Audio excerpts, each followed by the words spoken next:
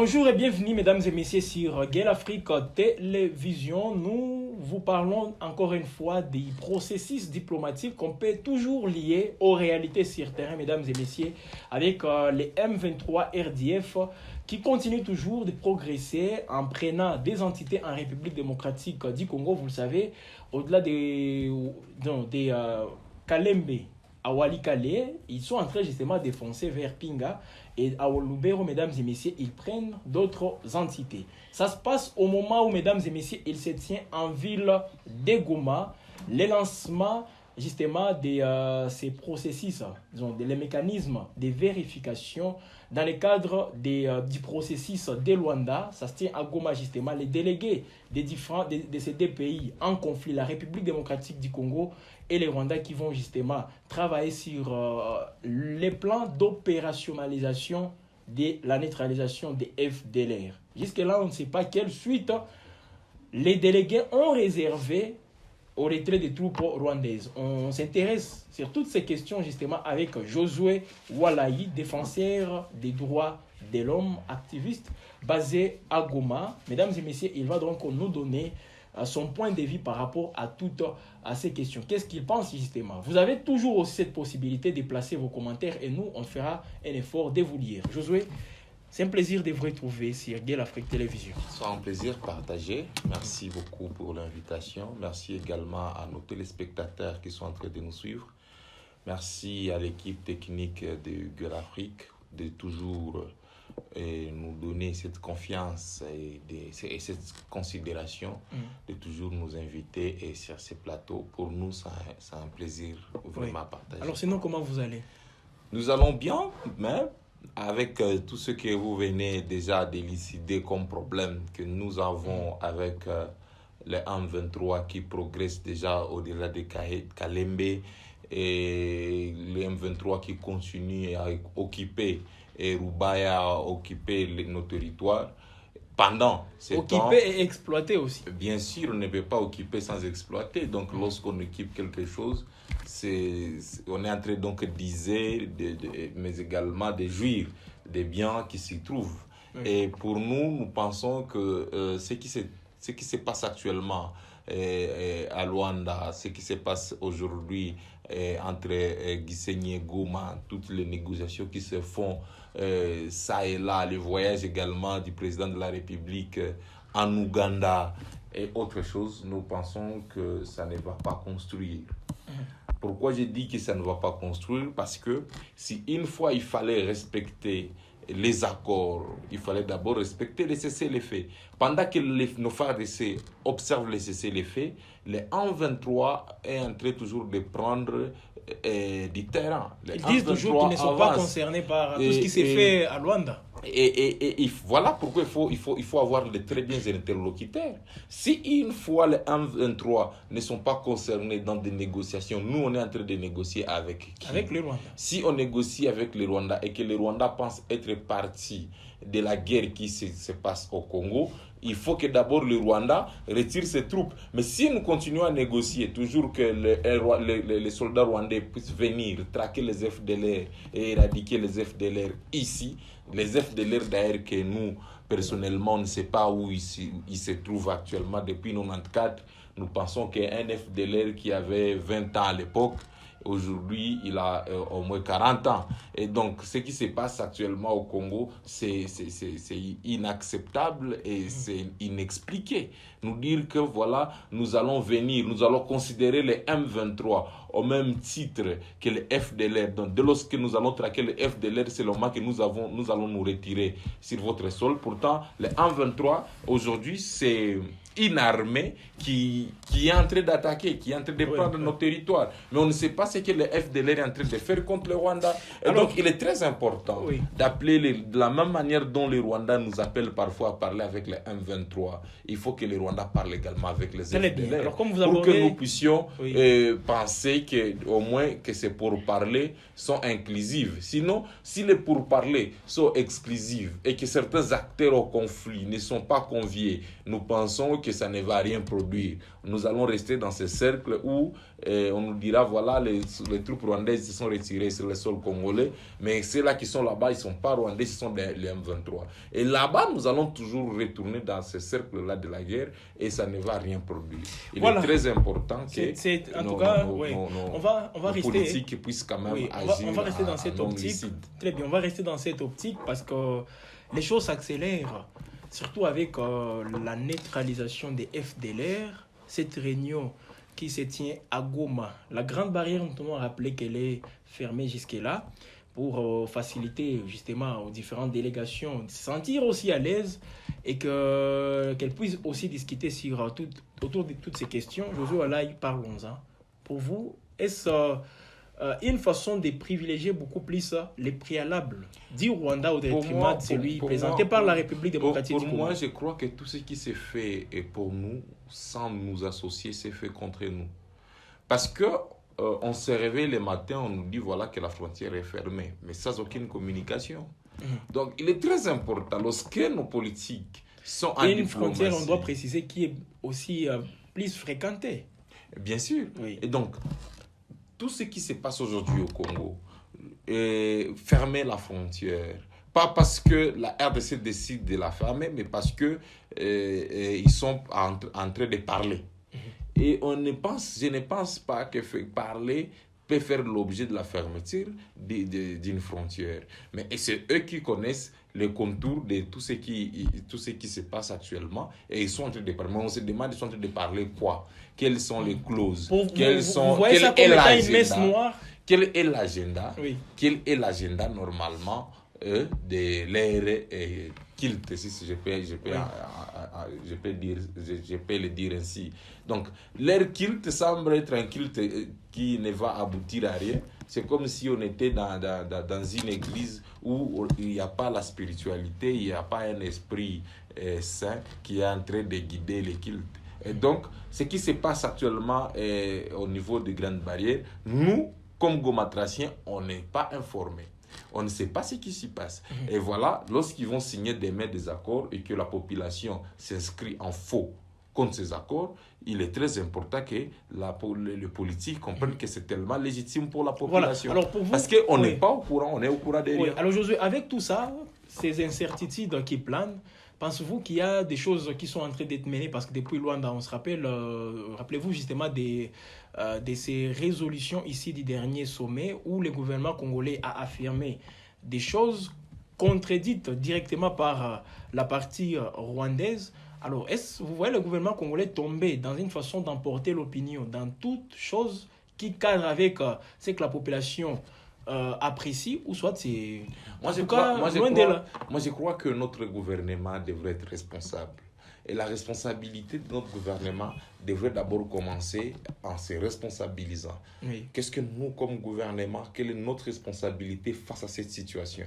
Mais lorsque notre gouvernement n'arrive pas à se responsabiliser, les problèmes des Congolais, que les problèmes des Congolais, voilà, les Rwandais sont en train de faire ça, telle personne fait ça, telle personne fait ça, nous sommes dans des accusations et des justifications vides. Il est important que nous puissions d'abord passer sur la phase des responsabilités. Quelle est la part des responsabilités de la population, du gouvernement et des pays qui nous agressent? Parce que si les responsabilités étaient établies, on ne devrait pas aujourd'hui voir le voyage du président en Ouganda. On ne sait pas qu'est-ce qu'ils ont dit. Non, il fallait peut-être mais à la fin, on nous parle du pétrole. Et donc, lorsqu'on nous parle du pétrole, c'est que donc l'ennemi Museveni, qui fait partie des agresseurs... C'est que le gouvernement ne reconnaît toujours pas. Bon, je ne sais pas si le gouvernement ne reconnaît pas, mais Museveni fait partie des agresseurs. Parce que nous accusons matin, midi, soir le Rwanda, on ne les fait pas avec l'Ouganda. Moi, je pense que ne pas les faire contre... Ceux qui ne les font pas contre l'Ouganda, c'est ceux qui ne maîtrisent pas peut-être les problèmes de la région des Grands Lacs. Parce que nous, quand même, nous savons que l'Ouganda fait partie de ces problèmes. Oui. Et comme l'Ouganda fait partie de ces problèmes, nous étions ici tous. L'Ouganda, les soldats ougandais, ils avaient attaqué officiellement Bunagana quand il s'agissait quand Bunagana avait tombé. Et souvenez-vous que dans le Grand Nord, encore ces mêmes soldats ougandais se battent à côté de nos frères décédés dans l'opération conjointe au Souja. Mais on se pose la question de savoir comment est-ce qu'un ennemi, une personne peut être ton allié au nord et être ton ennemi au CID. Et on se rencontre pour discuter économie. Et on se rencontre pour discuter économie. Donc, les intérêts de certaines personnes qui prétendent nous diriger sont basés sur l'économie, sont basés sur l'argent. Pourtant, nous autres, notre intérêt est basé sur les valeurs, le contrôle total de l'intégrité nationale de notre pays. Un agresseur, mais vous parlez avec lui business. On a toujours dit qu'il fait des bons comptes, font des bons amis. Oui. Lorsque les comptes sont biaisés entre la RDC et l'Ouganda, l'Ouganda qui soutient la 1-23, qui soutient le Rwanda dans ces combats, donc on n'est pas des bons amis. Et attendons voir ce que le voyage du chef de l'État en Ouganda va produire. Voilà, alors, avec toutes ces questions, justement, on entrons maintenant dans le nez même de la question principale, parce qu'aujourd'hui, il y a les processus de Luanda qui continuent. Justement, cette réunion est liée aussi toujours à ces processus qui se déroulent à Goma. Josué Walaï, au même moment, les M23, RDF prennent des entités. Vous avez déploré justement le fait de ne pas tenir compte de cette hypocrisie de nos interlocuteurs.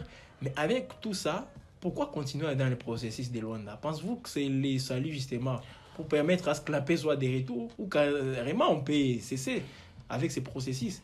Et vous allez aussi nous proposer, si on laisse, bon, je suppose que vous allez dire qu'on laisse, qu'on renforce notre façon de faire. Moi j'ai toujours dit que la solution ne viendra pas des acteurs de la guerre. Un acteur de la guerre ne peut pas être acteur de paix. De lorsque le Rwanda fait partie des acteurs, des agresseurs, d'ailleurs, c'est les piliers d'ailleurs du mal aujourd'hui à l'est de la RDC, le Rwanda ne va pas nous apporter la paix.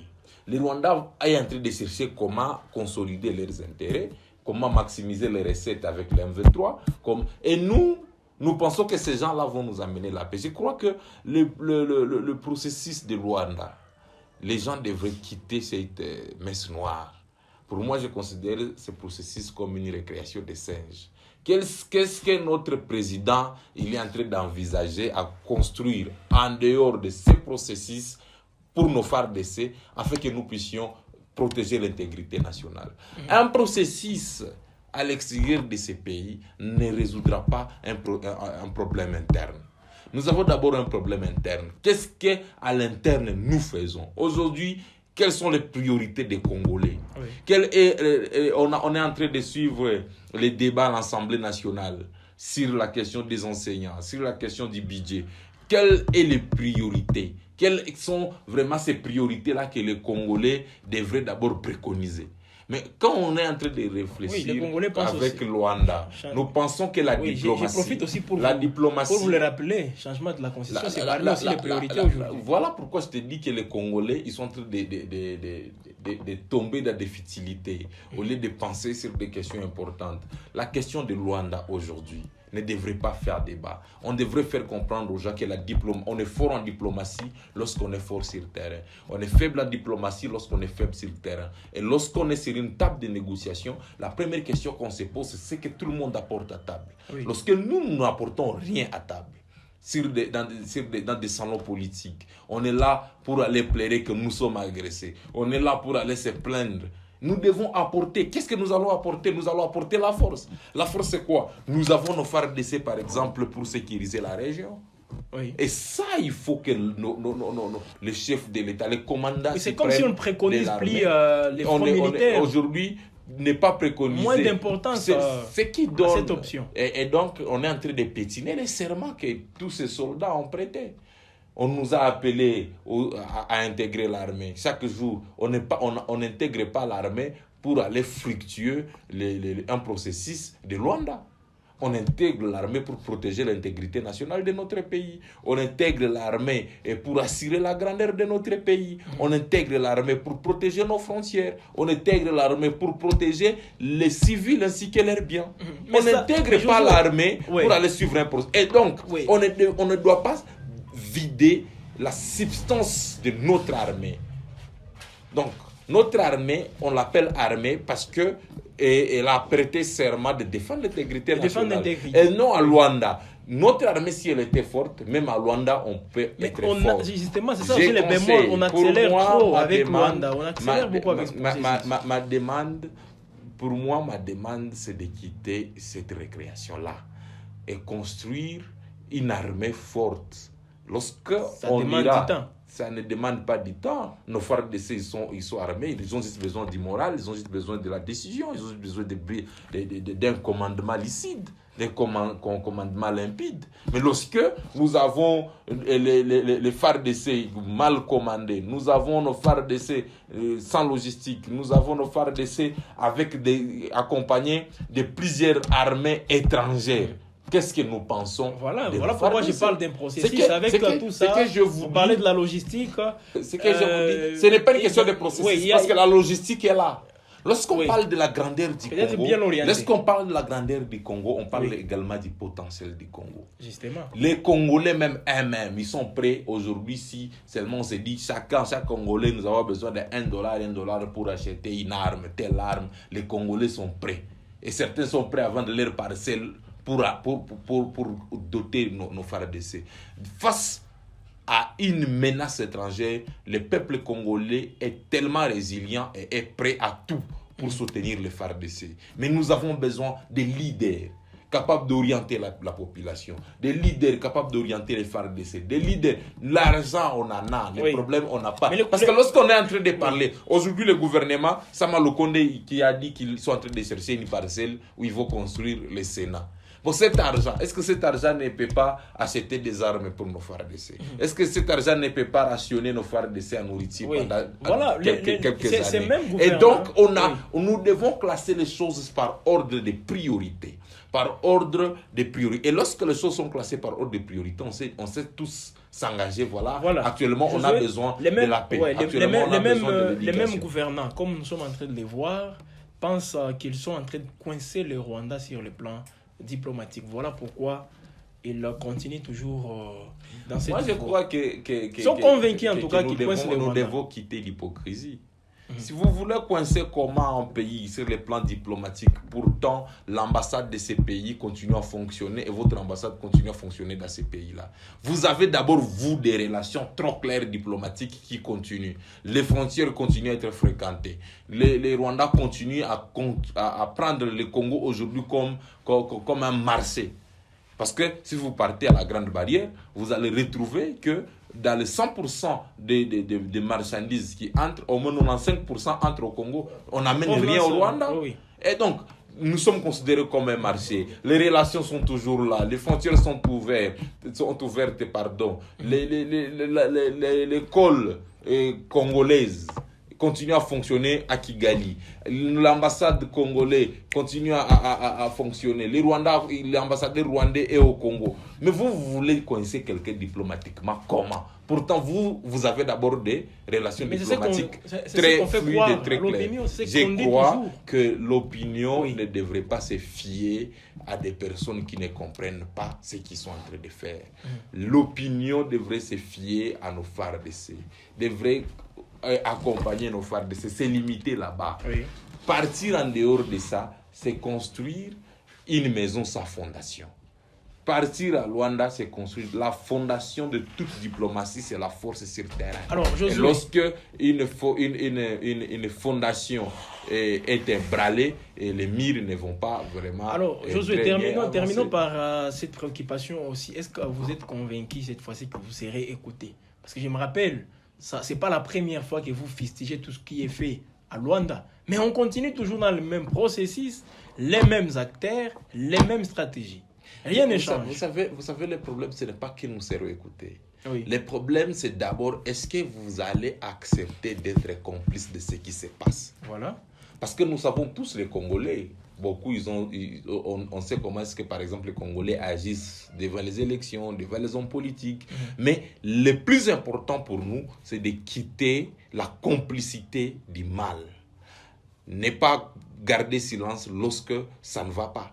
Et nous, ce que nous sommes en train de faire, c'est notre devoir. Notre devoir est de dire la vérité à la population. Si la population va continuer toujours à tomber sous la manipulation de certains politiques, et d'ailleurs que je considère des vides, une manipulation vide, qui continue. Et si la population va se ranger derrière les valeurs républicaines, la défense de notre pays, c'est les choix. C'est comme la Bible qui dit, c'est comme la Bible qui dit que Dieu nous donne des chemins. C'est à toi de suivre les bons chemins ou les mauvais. Et donc, si la population accepte de suivre les chemins maléfiques de notre pays, que la population continue à suivre. Mais il est très important de ne pas consolider des acquis vides.